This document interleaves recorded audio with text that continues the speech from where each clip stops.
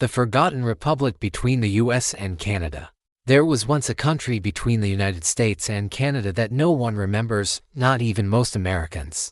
It lasted only 3 years. It had its own constitution, elected government, and even got into an international incident with Great Britain. And today, it's completely forgotten. It was called the Republic of Indian Stream. And its entire existence was based on one thing, a mistake in a treaty. Back in 1783, after the American Revolutionary War, the Treaty of Paris was signed to define the border between the US and British Canada.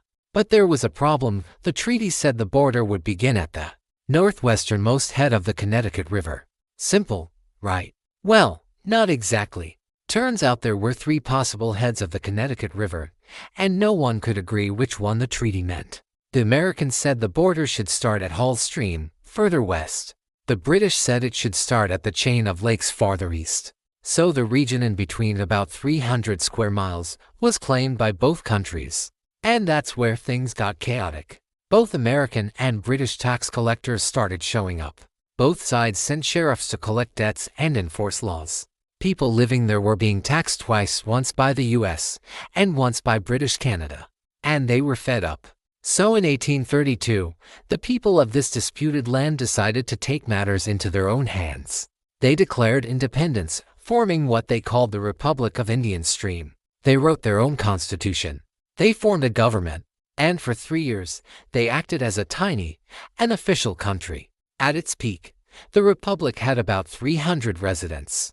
They issued laws, held elections, and even appointed a justice of the peace named Luther Parker, who was one of the framers of their constitution.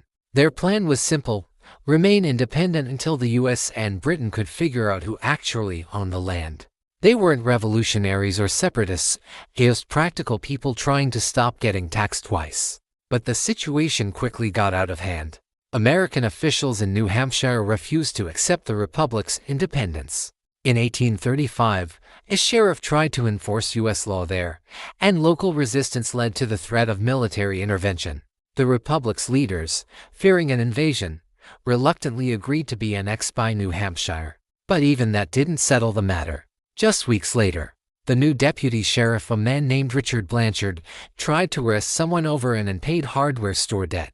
British loyalists ambushed him, claimed he was on Canadian soil, and dragged him toward Canada to stand trial. But before they could get there, a group of angry locals intercepted them, rescued Blanchard, and returned him home.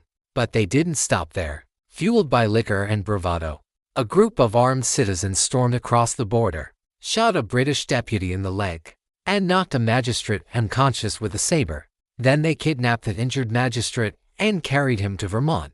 This was no longer a tax dispute, it was an international incident. The British were furious. The US sent 50 militia troops to occupy the area, and Washington and London both scrambled to prevent things from escalating into a war over a hardware bill. Eventually, cooler heads prevailed. The British dropped all charges, and in 1842, the Webster-Ashburton Treaty was signed, finally clarifying the border and officially placing the former Republic of Indian Stream within New Hampshire. Today, that land is just a quiet part of a town called Pittsburgh. No flag, no borders, no constitution. But for 3 bizarre years, it was a self-declared republic caught between 2 nations, built from confusion, governed by compromise, and nearly responsible for a war. All because of one poorly worded treaty. And that's how forgotten village in the forests of New England briefly became its own country, and then vanished from history.